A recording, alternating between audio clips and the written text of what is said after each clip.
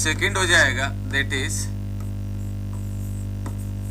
ASC, नहीं पहले लिख लेते हैं area of compression reinforcement, area of compression reinforcement, compression reinforcement, तो ये हो जाएगा ASC। और हम ये अच्छे से जानते हैं कि ASC किसके करस्पॉन्डिंग होता है, ये करस्पॉन्डिंग होता है corresponding to remaining movement, corresponding to remaining movement that is the M2, that is the M2। तो M2 जो दिया जाएगा वो दिया जाएगा that is C2 into LA2, ये जो दिया जाएगा that is C2 into LA2। तो हम ये जानते हैं C2 क्या होता है 1.5 M-1 into ASC into CB, what is the LA2, that is the D minus DC, this is the M2। so from this we can calculate the ASC is equal to M2 divided by, इसको यहीं रखते हैं बाकी सारा नीचे भेज देते हैं, तो 1.5 M-1 into CB into D minus DC, this is the one. अब मैं आपको एक चीज बता दूं दोस्तों, इसमें रटने वाली एक भी चीज नहीं है। ये C2 का फॉर्मूला तुम जानते हो, डेराइव करना भी तुम्हें पता है, तो रटना नहीं है। LA2 तुम जानते हो, बस इस इक्वेशन के अंदर यही तो, इसको इधर ही तो करना है, कौन सा अलग है। और ये आप LSM WSM को जो पैरामीटर निकालना उसको एक साइड रखो, बाकी सारे उधर भेज दो, तो वही तो लिखा है, राइट। तो इसको रटना नहीं है। सिमिलरली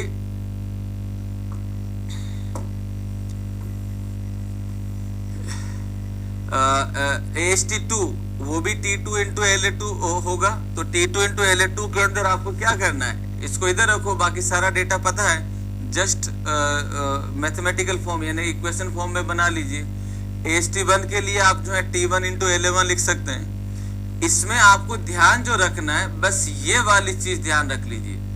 अगर ये माइंड में क्लियर है तो आगे एक भी इक्वेशन बिना रटे आप लिख सकते हो, क्योंकि आपके माइंड के अंदर पिक्चर क्लियर है। ये बेंडिंग मूवमेंट ज्यादा है MR बैलेंस से, तो हमने बेंडिंग मूवमेंट को दो पार्ट में तोड़ दिया, M1 और M2। M1 बैलेंस वाला होगा, M2 बचा हुआ होगा। बैलेंस वाले से AST1 निकलेगा, तो जब बैलेंस से AST1 निकलेगा तो वैसी बात है क्या होगा, T1 इंटू LA1, जो कि सिंगली वाला फॉर्मूला होता है। बचे हुए मोमेंट के लिए हम क्या करते हैं, कंप्रेशन में स्टील लगा देते हैं। तो जैसे कंप्रेशन में स्टील लगाएंगे ये C2 फोर्स देगा, तो इसको इक्विलिब्रियम में करने के लिए जितने मोमेंट के लिए हमने कंप्रेशन में स्टील लगाया है उतने ही मोमेंट के लिए टेंशन में स्टील लगा देंगे, ताकि C2 और T2 दोनों बराबर हो सके।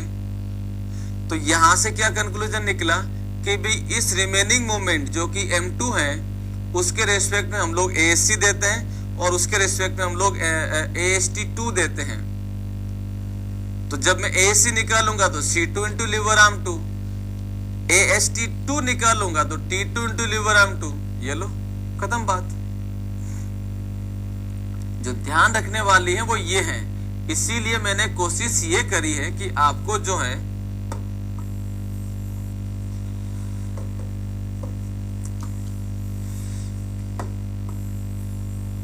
इसीलिए मैंने कोशिश जो करी है वो ये करी है कि यही चीज, जब मैं एरिया ऑफ स्टील लिख रहा हूं तो दो चीजें लिखी है मैंने, तो ये आपको पता रहे कौन सी क्या है। अपार्ट फ्रॉम दैट ये इसीलिए लिखा गया है, ये जो लिखा गया ना, मैं चाहता तो इसके बाद में सीधा इस पे आ सकता था, बट दैट्स ये ज्यादा जरूरी है। तो लिखना शुरू करो।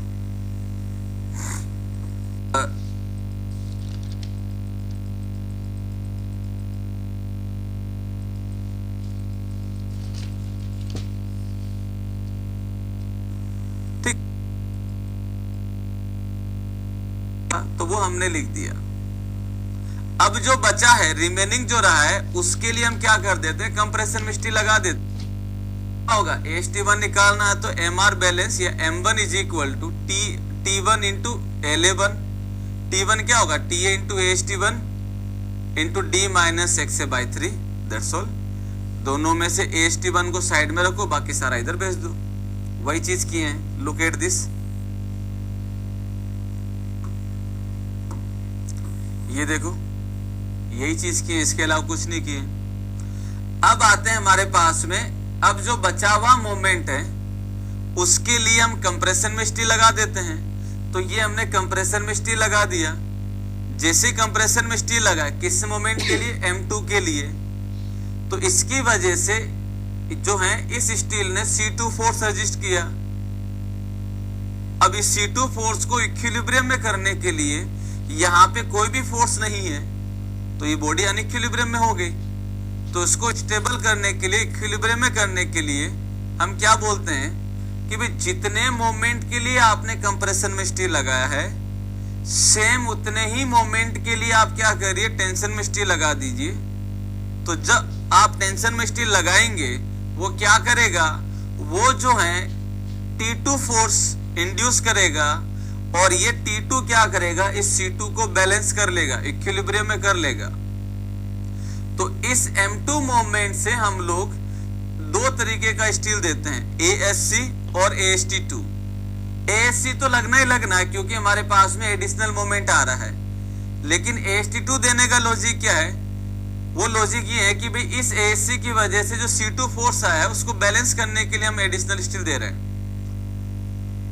ठीक है, तो अब अगर हमें जो है वो AST2 निकालना है तो क्या लिखूंगा, AST2 क्या हो जाएगा, that is T2 M2 is equal to, इतने मोमेंट के लिए लगा है ना ये, तो M2 is equal to T2 into lever arm 2। ये देखो यही लिखा है हमने, AST2 क्या लिखा है, M2 मोमेंट के लिए T2 इंटू लीवर आर्म 2। तो ये कहानी हो गई। इसके बाद में तो ओनली मैथमेटिक्स ही तो है।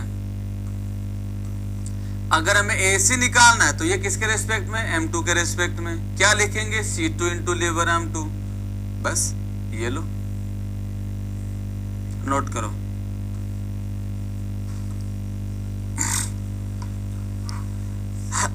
राजन, आई होप कि ये समझ में आ गया।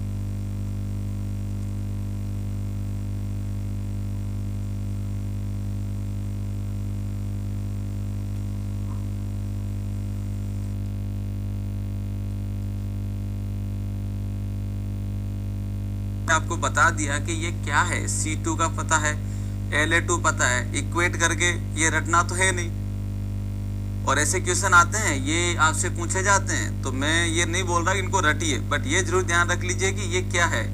Look at this, where it is, what is this, ये क्या है, कहाँ गया, ये रहा। ये अगर माइंड में पिक्चर क्लियर है तो ऑटोमेटिक सारे फॉर्मूले दिमाग में है। थोड़ा सा सिंसियर हो जाइए, ऑटोमेटिकली बन जाएगा, ऐसा कुछ नहीं है। क्लियर है बेटा? चलिए आगे बढ़ते हैं। एसी के लिए हाँ अच्छा, एक चीज और ये भी कर सकते हैं, चलो ठीक है।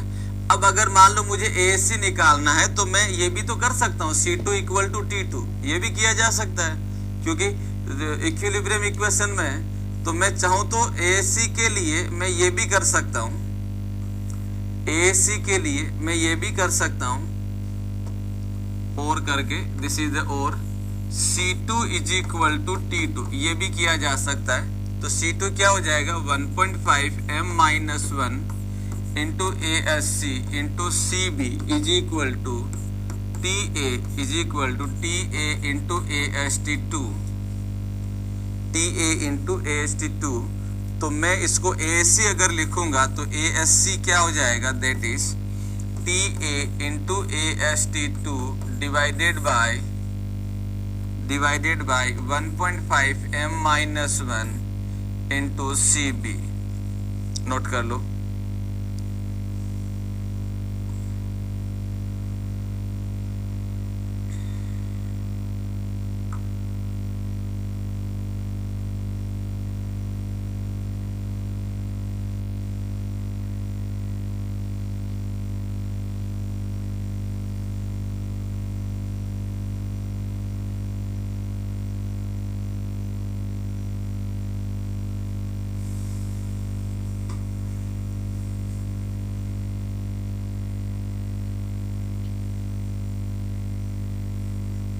चलिए, so this is all about the doubly reinforce section, जो आपको कैलकुलेट करना है, और कुछ है नहीं इसमें, ओनली सारे C1 C2 T1 T2 ध्यान रख लीजिए, है ना, ऑटोमेटिकली सारे बन जाएंगे। अब मान लेते हैं कि मान लीजिए आपको जो है क्वेश्चन पूछा गया MR क्या होता है, किसी भी सेक्शन के लिए MR निकालिए। तो MR निकालना हो तो मैं कैसे निकालूंगा, उसके बारे में बात कर लेते हैं। तो MR की इक्वेशन क्या होगी, देखिए MR की इक्वेशन क्या होगी।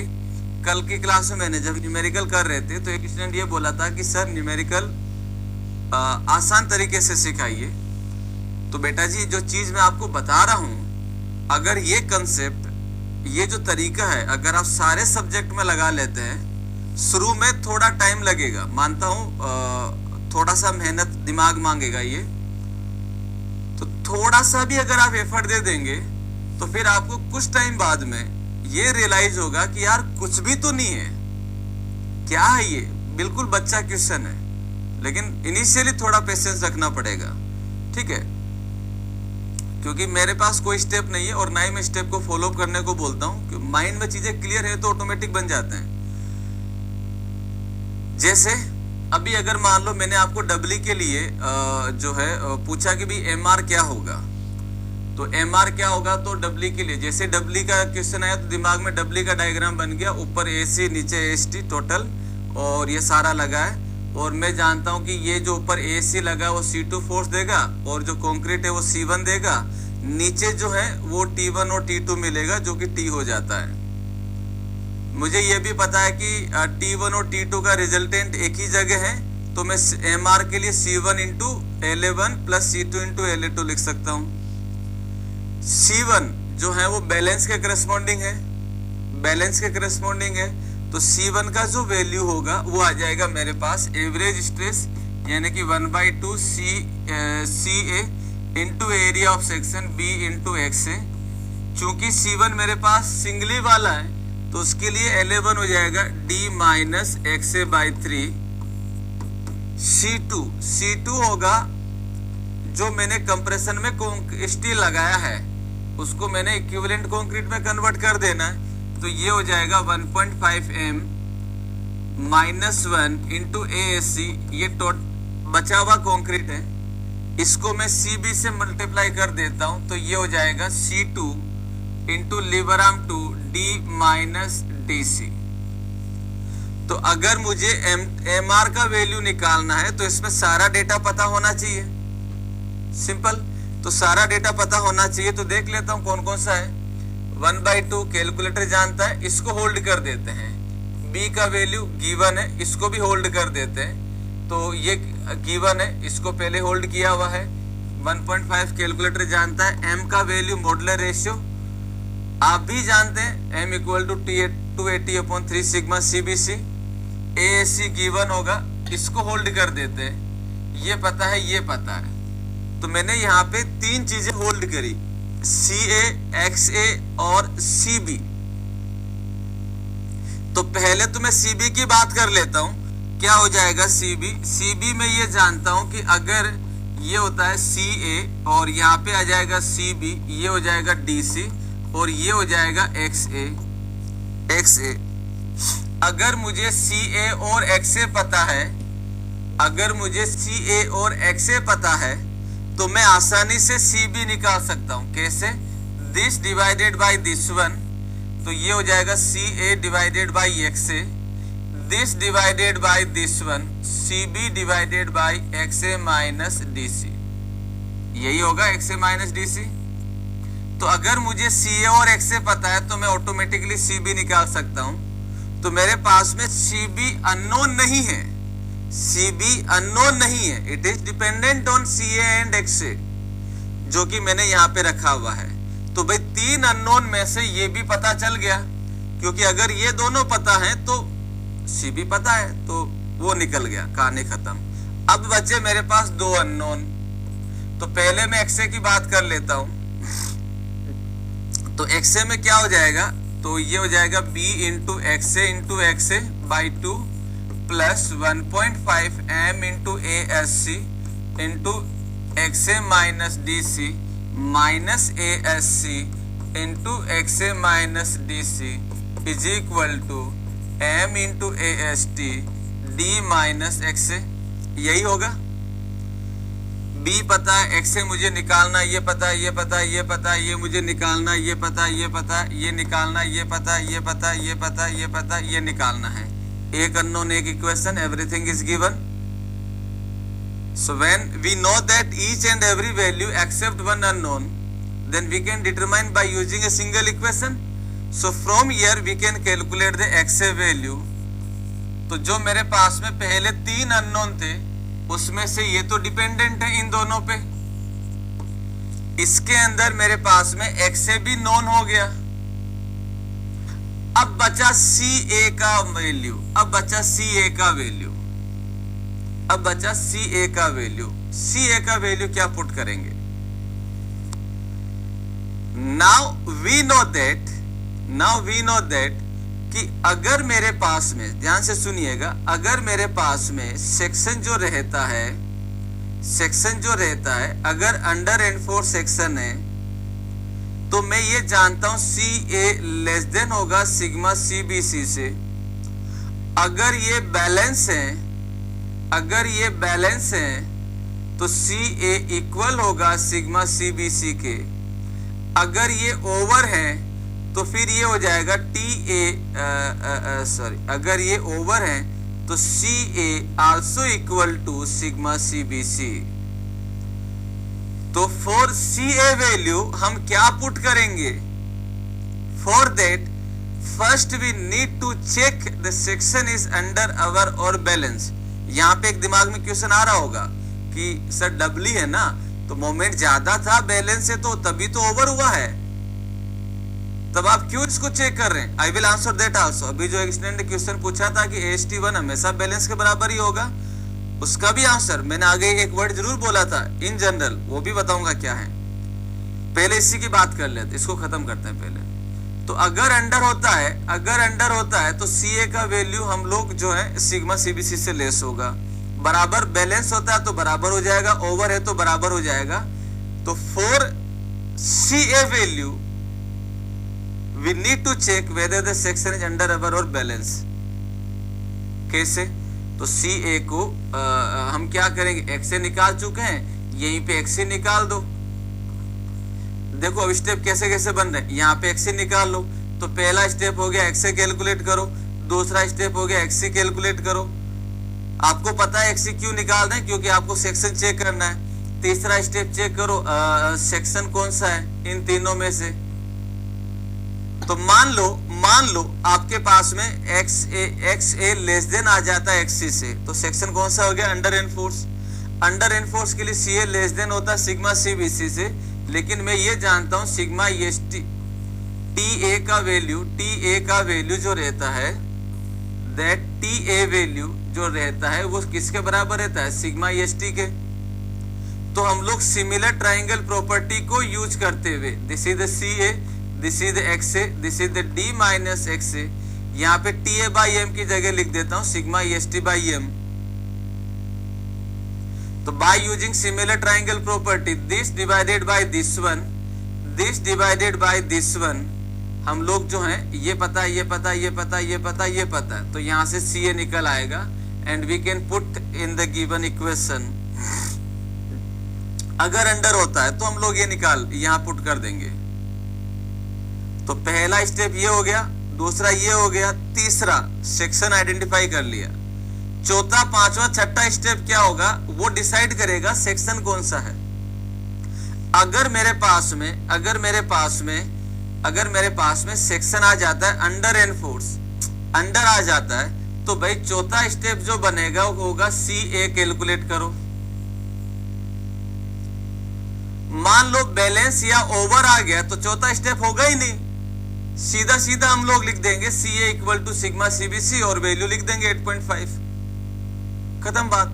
तो चौथा स्टेप होगा या नहीं होगा वो तो डिसाइड करेगा ना सेक्शन कौन सा है, ठीक है। मान लो ये अंडर के लिए है, पांचवा हो जाएगा। जब भाई सी ए निकल गया, अब मुझे इसमें वैल्यू पुट करना है, तो बचा क्या सी बी, इसका वैल्यू निकाल लेते हैं। तो नेक्स्ट स्टेप में क्या करो, नेक्स्ट स्टेप के अंदर आप लोग जो है वो क्या करेंगे, सी बी का वैल्यू निकाल लो, खत्म बात। ये रहा सी बी, यहाँ से सिमिलर ट्राइंगल को यूज करते हैं, एवरीथिंग इज नोन। जब सी ए पता है, सी बी पता है, एक्स ए पता है, put the value get the answer, ये लो एम आर निकल आएगा। तो this is the best way my dear friends, आप इसको फॉलो अप करिए। इसमें कंसेप्ट में क्लियरिटी आएगी, थ्योरी क्लियर होगी, क्वेश्चन बन जाएंगे, एग्जाम में सोचने के लिए टाइम नहीं चाहिए होगा, पढ़ते ही दिमाग में पता चलेगा कि अच्छा ये है, उसमें ये अननोन इससे निकलेगा, इस ये अननोन इससे निकलेगा, कहानी खत्म। शुरुआत में टाइम इसलिए लगेगा क्योंकि सारी चीजें माइंड को रिकॉल करनी पड़ रही है, तो स्टार्टिंग में समय लेगा क्योंकि बहुत सारी कमियां हैं, उसको पूरी भी करके उस लेवल पे आना है कि सारी चीजें क्लियर हो जाएं। और कई बार क्लास में आपने देखा होगा या आप खुद ही होंगे, कोई क्वेश्चन देखते बता देते हो इसका आंसर ये होगा, वो चीज आप थोड़ा उसके पीछे की कहानी देखो, वो तभी पॉसिबल हुआ है जब आपने उस क्वेश्चन की थ्योरी कंसेप्ट को अच्छे से जाना है। दिस इज द जानना कि है क्या चीज, वो ये है, ठीक है दोस्तों। तो मैं चाहता हूं कि आप सारे सब्जेक्ट में ऐसा ही फॉलो अप करें। डेफिनेटली ये बहुत इफेक्टिव वे हैं कम टाइम में n नंबर ऑफ प्रॉब्लम्स बनाने का, ठीक है ना। हर एग्जाम में सक्सेस की गारंटी देता है ये वाला टेक्निक, ठीक है। चलिए अब यहाँ पे डाउट ले लेते हैं, सर ये सब फॉर्मूले को प्री के लिए, अच्छा ये तो हो गया, एएससी के लिए AST2 इक्वल टू, ये भी हो गया।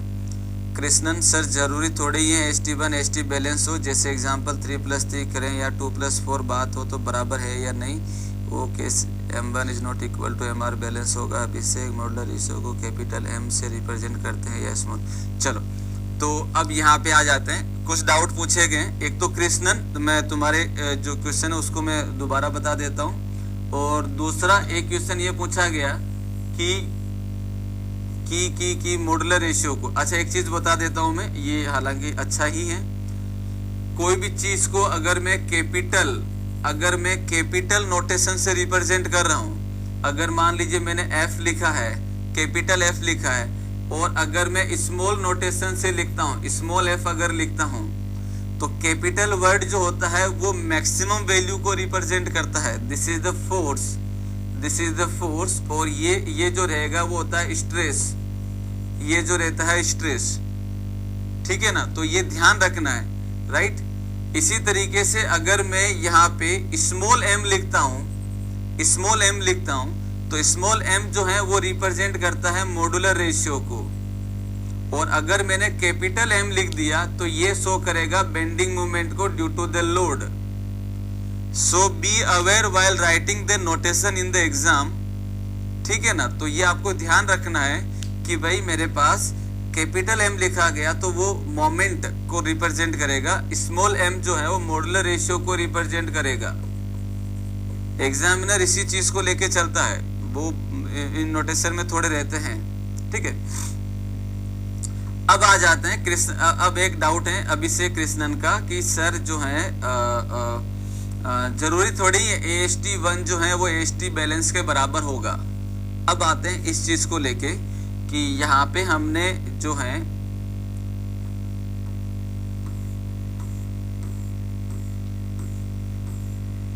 इसके अंदर यहाँ पे आते हैं यहाँ पे हम लोग बोलते हैं कि भाई ये जो AST1 है वो M1 के रेस्पेक्ट में है, M1 के रेस्पेक्ट में है, और हमने M1 को MR बैलेंस माना है, हमने M1 को MR बैलेंस माना है। क्लियर है।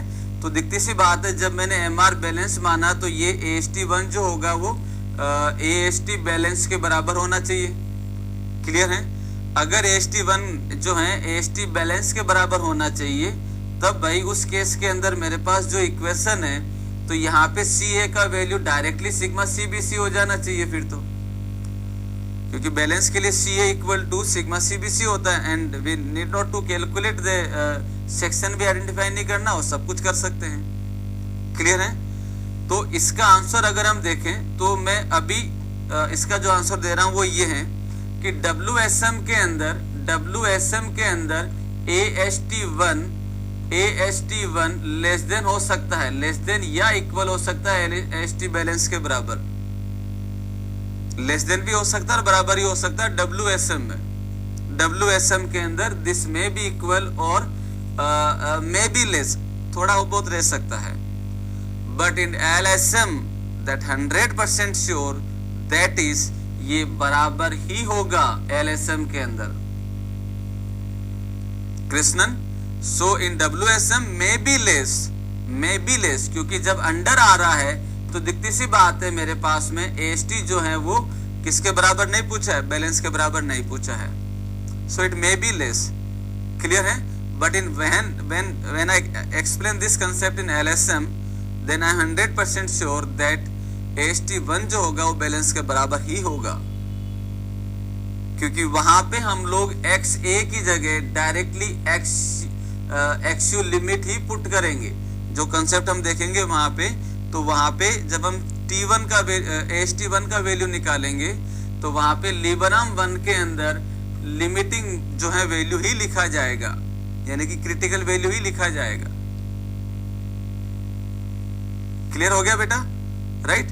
तो WSM में हो सकता है, पॉसिबल है। और कोई डाउट किसी को, एनीवन?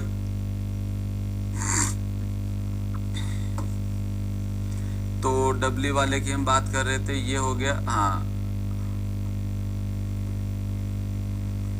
चलिए, note down the question.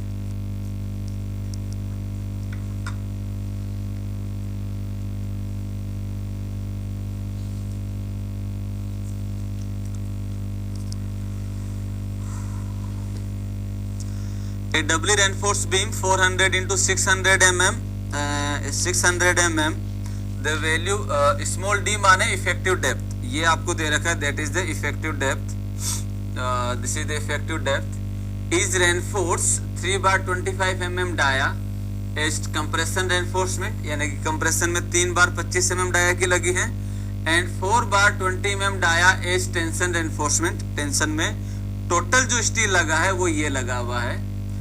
Determine the MR of the section, moment of resistance निकालना जो हमने बात करी है। कंसीडर 25 और 500 steel, effective cover 50 mm, assume M equal to 11, assume M equal to 11।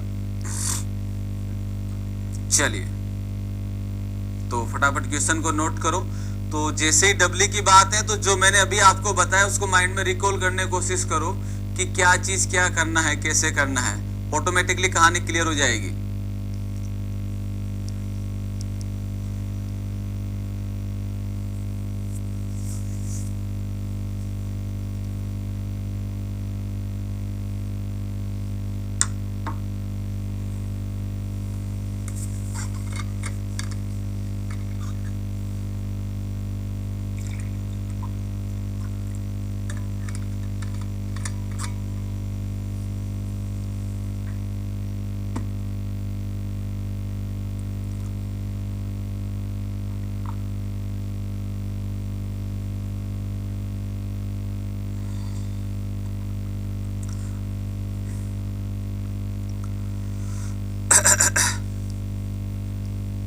चलो, तो मैं यहाँ पे इसी चीज को जो है सोल्व कर लेते हैं। क्या होगा, इसका सॉल्यूशन देख लेते हैं।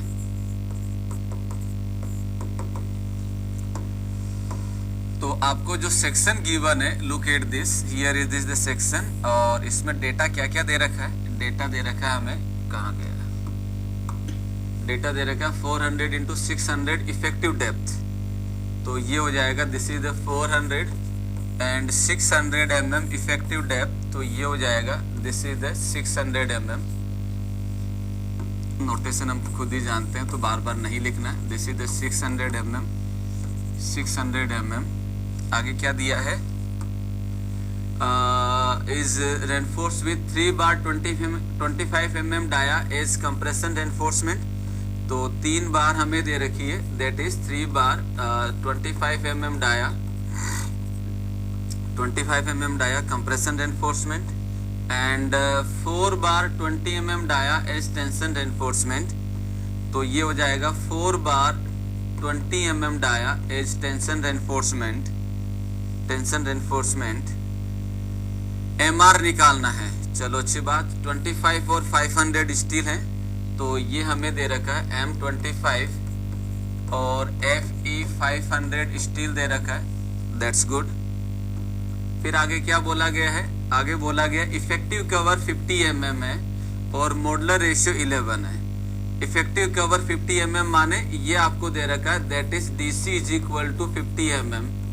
तो भाई जो कवर होता है, जब तक आपको अलग से कुछ नहीं बोला जाता है तब तक हम लोग जो है वो जो डेटा गिवन है उसको दोनों साइड सेम मानते हैं, जब तक कुछ नहीं अलग से बोला जाता है। तो so here I can say that DC is equal to 50 mm। 50 दिया है ना, हाँ 50 दिया। Modular ratio is the 11, so the small m is equal to 11। चलो ये डेटा दे रखा है, and I need to calculate the MR, I need to calculate the MR। MR क्या होगा ये हमें कैलकुलेट करना है। ये लो MR की इक्वेशन ये लिखी है, तो आप मुझे बता दो इसमें करना क्या क्या है। भाई मेरे पास अननोन क्या है, CA, XA और CB। CB डिपेंडेंट है XA और CA पे, तो सबसे पहले XA निकाल लेते हैं इस इक्वेशन से। XA निकल गया, XC निकाल लेंगे। क्यों निकाल रहे हैं, क्योंकि सेक्शन चेक करना है। क्यों सेक्शन चेक करना है, ताकि मैं CA का वैल्यू पुट कर सकूं। तो पहले XA निकालो, फिर XC निकालो, सेक्शन चेक करो, अकॉर्डिंगली CA का वैल्यू लो। जैसे CA निकल गया CB निकाल लो, then put the value, get the answer. ये लो, ये 30 मार्क्स हो गए। अब इस इक्वेशन में ध्यान से देख रहे हैं तो मेरे पास में ASC और AST फ्रीक्वेंटली यूज हो रहा है। तो मैं क्या कर लेता हूं, यहाँ पे एरिया ऑफ स्टील कहा गया, यहाँ पे मैं एरिया ऑफ स्टील निकाल लेता हूं। तो ये हो जाएगा ASC क्या हो जाएगा, 3 इंटू π/4 इंटू 25 का square. So my dear friends, that ASC is equal to, what is this,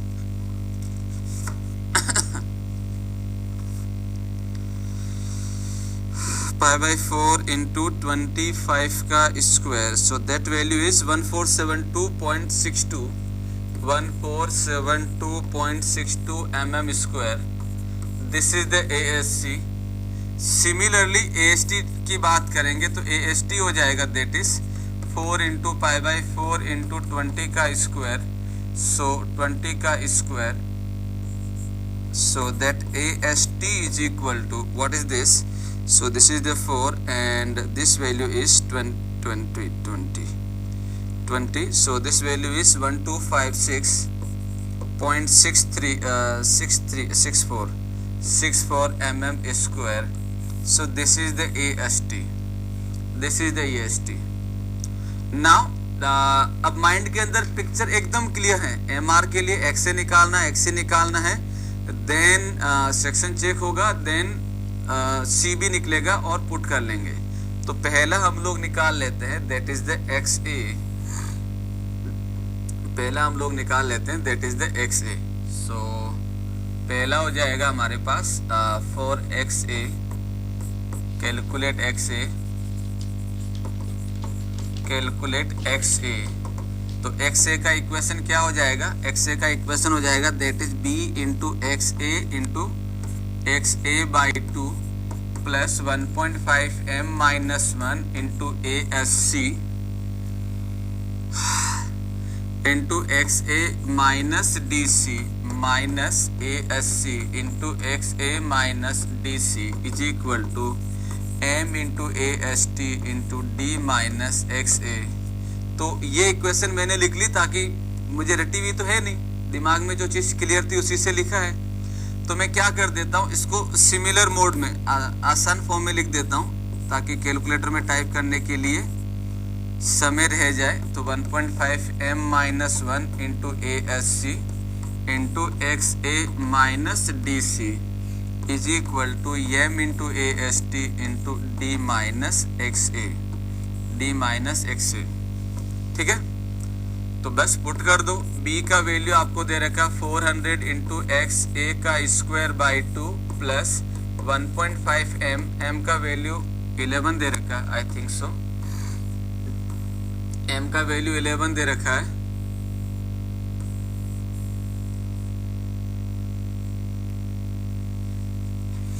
M का वैल्यू 11 दे रखा है. 11 into 1.5 M not into 1.5 M minus 1 into ASC 14 कितना था ये?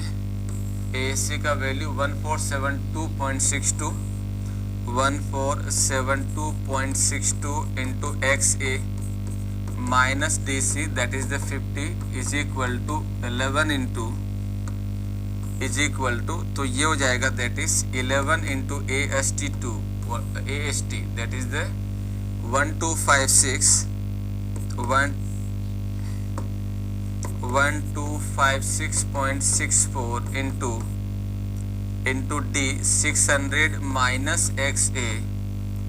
सो फ्रॉम हियर जब आप सोल्व करेंगे यहाँ से तो द XA का जो वैल्यू आएगा वो क्या आ जाएगा? XA का जो वैल्यू आएगा वो क्या आ जाएगा? दैट इज 400 इंटू A का स्क्वायर बाई 2 प्लस ब्रैकेट के अंदर हो जाएगा 1.5 minus 1.5 into 11 minus 1 into ASC 1472.62 into A bracket में हो जाएगा A minus 50 bracket 1 is equal to 11 into 1256.64 into 600 minus XA bracket 1 and then solve करेंगे. सो दैट वैल्यू इज आ रहा है 144.11 mm. That XA is 144.11. किसके आंसर बना है ये? सो this is the step number 1. 144.11 आया सबके आंसर. नाउ नेक्स्ट क्या होगा? XC निकालना. XC is what? K into D. तो नेक्स्ट हो जाएगा that is XC critical depth of neutral axis. So step 2 हो जाएगा कैलकुलेट XC. और XC जो होता है वो K इंटू D होता है. That depends on grade of steel. तो भाई मुझे ग्रेड ऑफ स्टील जो दे रखा है वो दे रखा है Fe 500 HY Fe 500. Then the XC is equal to 0.253 into D. D is the 600 mm. So यहाँ से मैं लिख सकता हूँ that is for Fe 500 Xc is equal to 0.253 into D. So here 0.253 into 600. So the value is 151.8 mm. This is the Xc. This is the Xc. Now step number 3, section identify. Section 3, about section. About section. So here I can say XA जिसका value 144.11 है, that is less than XC जिसका value 151.8 है. So section is under enforce. So section is under enforce. So section is under enforce. और under enforce के लिए हम ये अच्छे से जानते हैं, अंडर एनफोर्स सेक्शन के लिए हम अच्छे से जानते हैं व्हाट दैट कि हमारे पास इसके लिए हम अच्छे से जानते हैं CA लेस देन होता है सिग्मा CBC से, TA बाई M बराबर होता है सिग्मा EST बाई M के, सिग्मा EST बाई M के. ठीक है, तो हमें ये पता चल गया अंडर है, और हम ये भी जानते हैं कि मुझे XA, CA और CB का वैल्यू निकालना है. CB का वैल्यू XA और CA पे डिपेंड करता है. XA में निकाल चुका हूं, CA का वैल्यू के लिए अंडर एनफोर्स सेक्शन में सिमिलर ट्राइंगल से निकलेगा, हाँ या ना. तो स्टेप नंबर 4, कैलकुलेट CA. तो ये क्या हो जाएगा, that is calculate CA.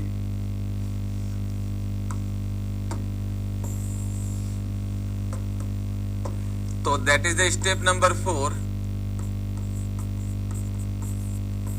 Calculate CA. तो हम लोग क्या करेंगे, सिमिलर ट्राइंगल की प्रॉपर्टी से यूज करेंगे. That is the CA, this is the XA, this is the D minus XA, और ये हो जाएगा दोस्तों sigma EST by M, sigma EST by M. तो यहां से जब हम वैल्यू लिखेंगे तो CA upon XA is equal to sigma EST by M divided by D minus XA. अब हम ये जानते हैं Fe 500 के लिए सिग्मा EST का जो वैल्यू होता है दैट इज 275 मेगा पास्कल.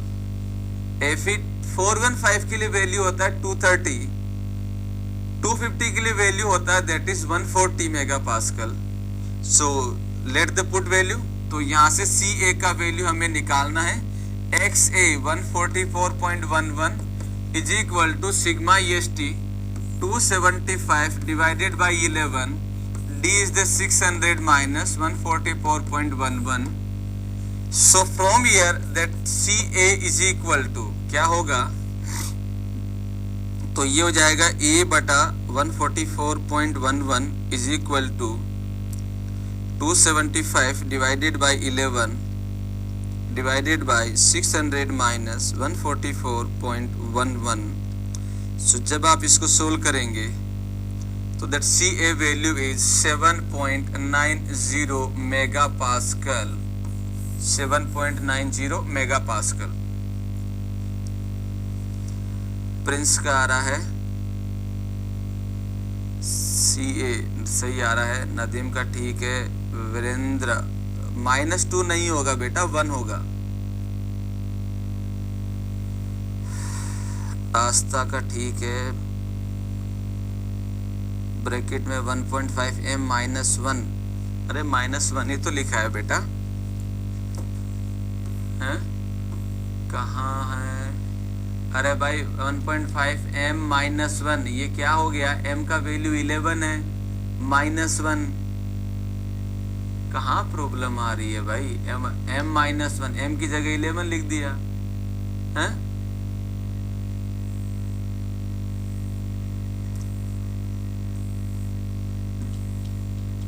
चलो तो CA का वैल्यू निकल गया.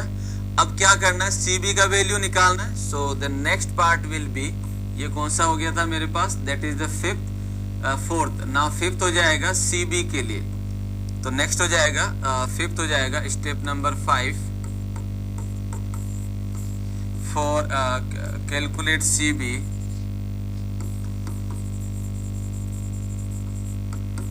कैलकुलेट सी बी, तो सी बी कैसे निकालेंगे, अगेन सिमिलर ट्राइंगल से, this is the C A, this is the C B, this is the D C and it is the X ए।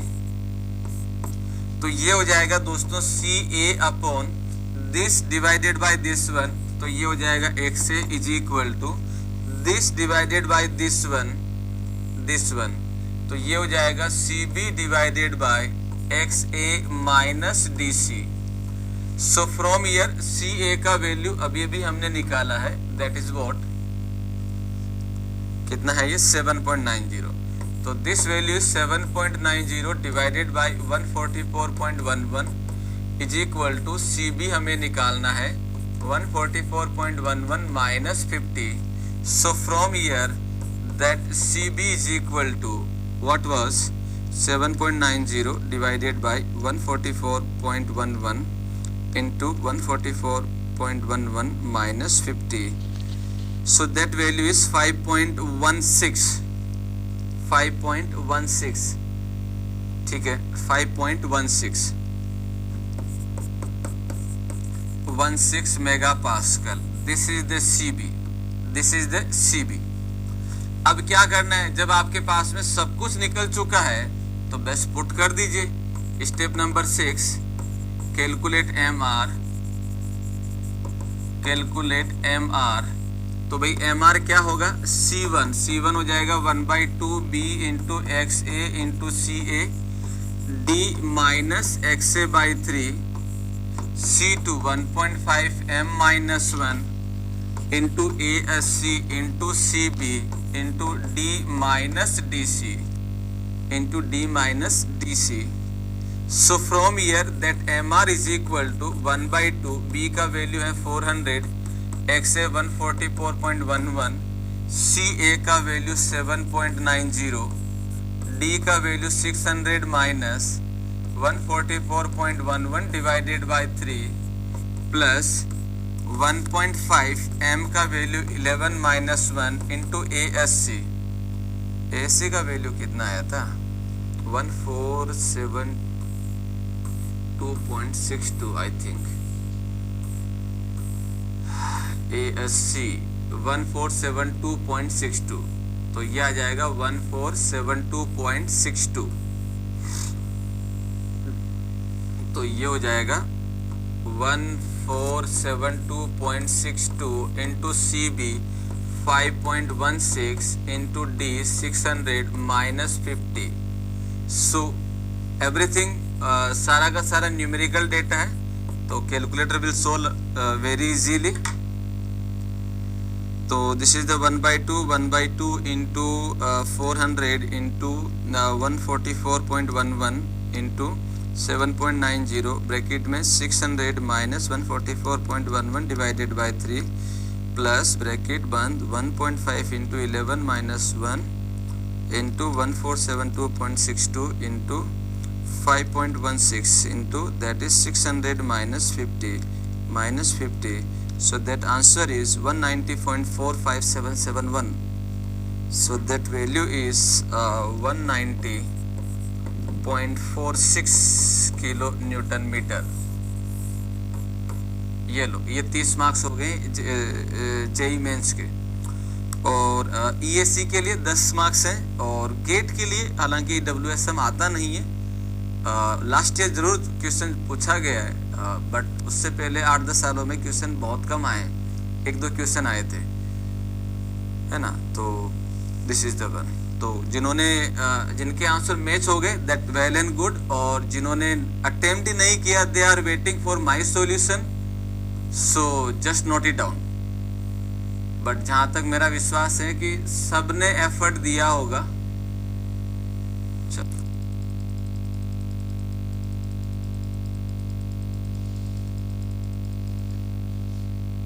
सही बात है। ये ठीक है, ये वाली बात मानने वाली है। तो ये क्या हो जाएगा, that is the 1.5 m into A S C, that's one.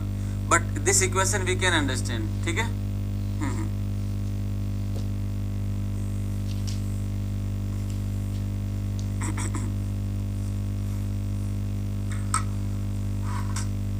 C A Aastha 7.9, Prince 190, that's okay. Japneet 190, right. Premdutt right. Premdutt पहले वाला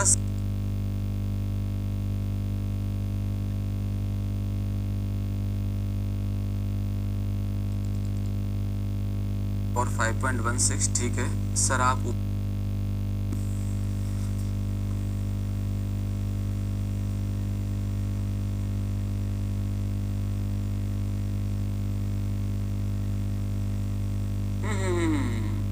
सही बात है, सही बात है, सही बात है, ये ठीक है, ये वाली बात मानने वाली है। तो ये क्या हो जाएगा, that is the 1.5 m into A S C, that's one. But this equation we can understand, ठीक है।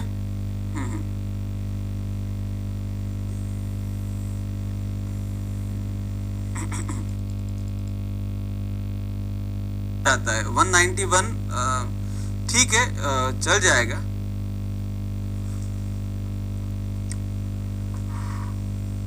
वीरेंद्र मैंने उसको करेक्ट कर दिया है, आप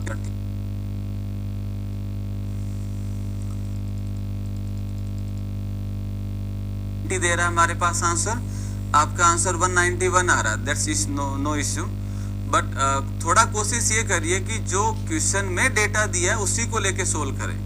इस क्वेश्चन में क्लियरली मेंशन है m का वैल्यू, तो बेटर होगा कि आप इसी को लेके करें। अननेसेसरीली एग्जामिनर को कोई पॉइंट ना दे कि वो थोड़ा लीक से हटके बात सोचे, ठीक है ना।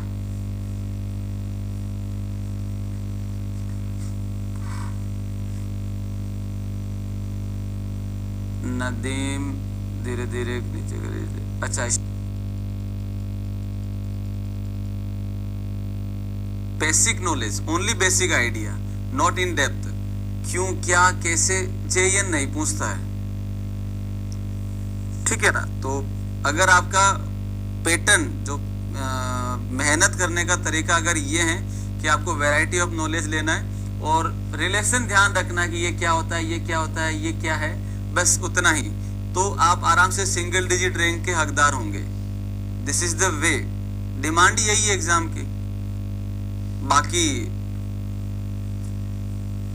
समझदार आप लोग हैं ही सही।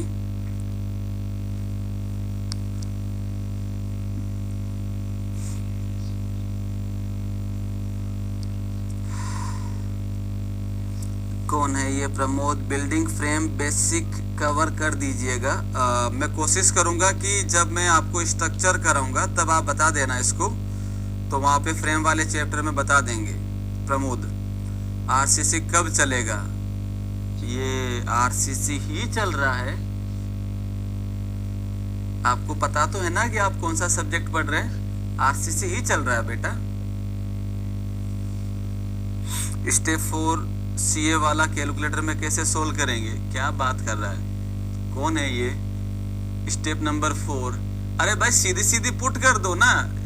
नहीं बन पा रहा तो ए एक्स ए को ए, सी ए को ए लिखो बटा 144.11 इज इक्वल टू, अब ये नोमिनेटर में डिवाइड में तो इसको ब्रैकेट में करके लिख लो 255 डिवाइडेड बाय 11, फिर bracket 1 divide by this one, ये पूरा का पूरा डिनोमिनेटर में है, सो ये ब्रैकेट में लिख लो 600 माइनस 144.11, सोल्व करो, ये लो आंसर आ गया।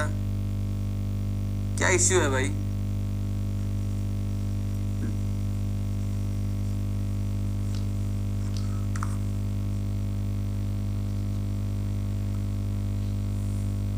जानने में कोई दिक्कत नहीं होनी चाहिए सर।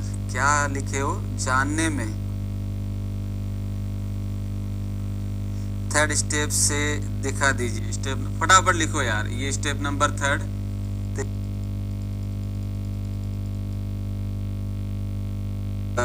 करना है। गलत बने सही बने बट करना है, दैट आई वांट, है ना। कल डिस्कशन करेंगे क्लास में, सो फटाफट नोट करो इसको क्विक।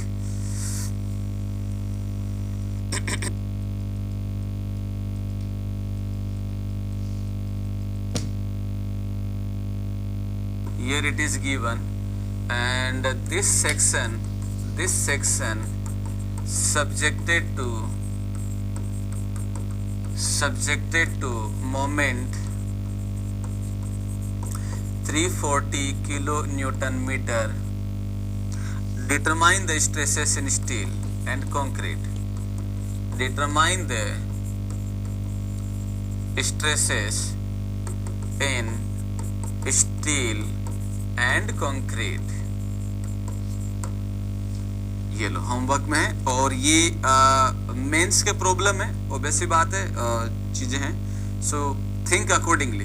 ऐसा ही एक प्रॉब्लम हम लोग सिंगली वाले चैप्टर में कर चुके हैं, so you can take help from that topic. Note करिए। अच्छा, कवर नहीं दिया है हमने। Cover is that DC is equal to 50 mm, DC is equal to 50 mm, so that dimensions are 600, 750, 532, 528, M13.33 और 340। चलो,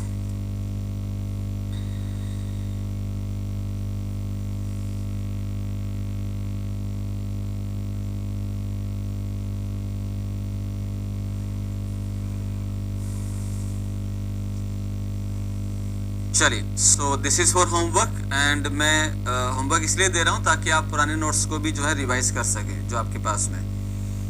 नोट करिए, एंड देन 1 या 2 पेज छोड़ दीजिए और नया हेडिंग लगाइए, एनालिसिस ऑफ T और L बीम। T और L बीम।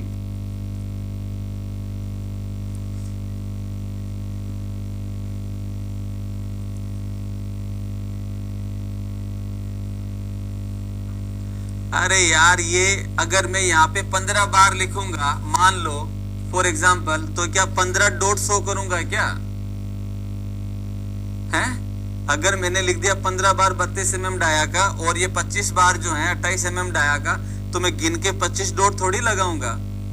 एक आइडिया देने के लिए भी ये बार जो है वो 5 बार है 32 mm की। बताओ यार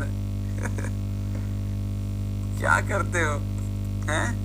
यहाँ पे कितने 5 बार है तो 5 डॉट लगाएं, यहाँ पे 5 बार है तो 5 डॉट लगाएं। Very good.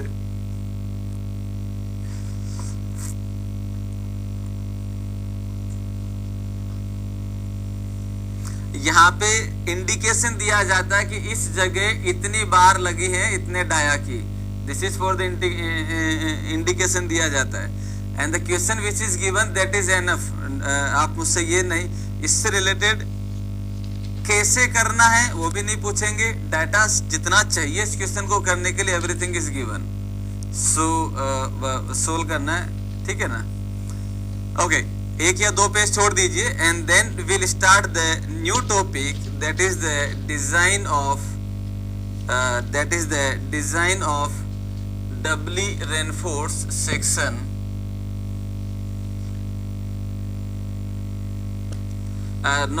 T और L बीम।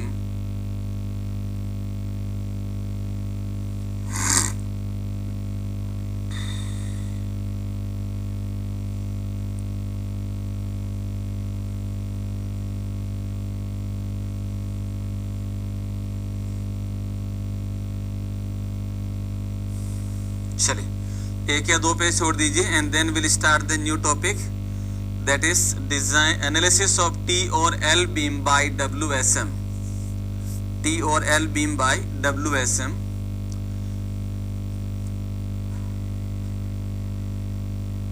आप मुझे एक बात बताइए, कहीं पे भी आपने T और L बीम, T और L का मतलब है T और L का मतलब है कि बीम जो हम बना रहे हैं वो T शेप का है ना, और L का मतलब है जो बीम बना रहे हैं वो L शेप की है।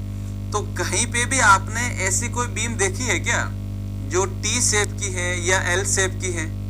कहीं पे भी ऐसी कोई बीम देखी है क्या आपने कहीं? एनीवन? चाहे आप फ्री हैं, ओपन टू मार्केट, मार्केट माने किसी भी स्ट्रक्चर में कहीं पे भी सोच सकते हैं।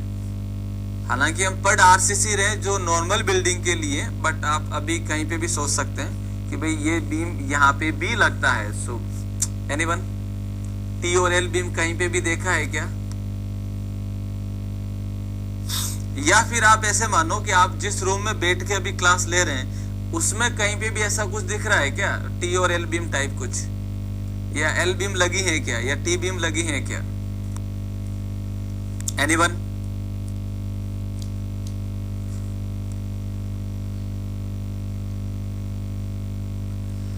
ब्रिज के अंदर, चलो और कोई? एनीवन? ब्रिज में लगी होती, चलो मान लेते हैं।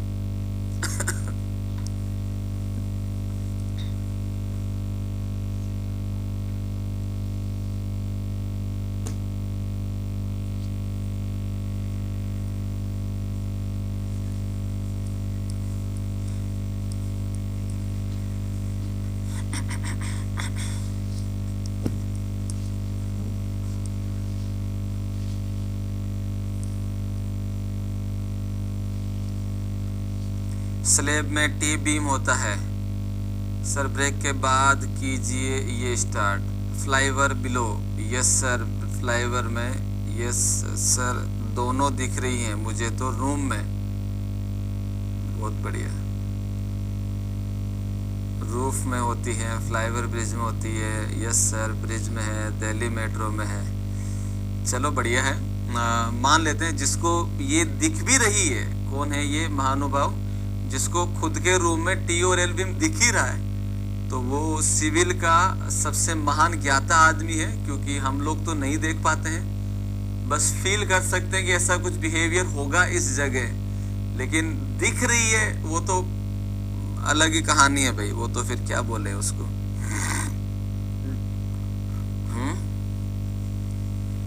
चलो, तो जिसको दिख रहा है वो मान लेते हैं कि बहुत ही तगड़ा बंदा है। ओके, चलिए, तो मैं यहाँ पे कुछ चीज जो है थोड़ी सी हम बात कर लेते हैं। तो इसमें क्या होगा, लुक एट दिस। सपोज करिए, अरे यार, सपोज करिए ये मेरे पास में जो है कोई भी एक रूम है, कोई भी रूम है जिसके अंदर हम लोग कुछ ऐसे बना लेते हैं, लाइक दिस।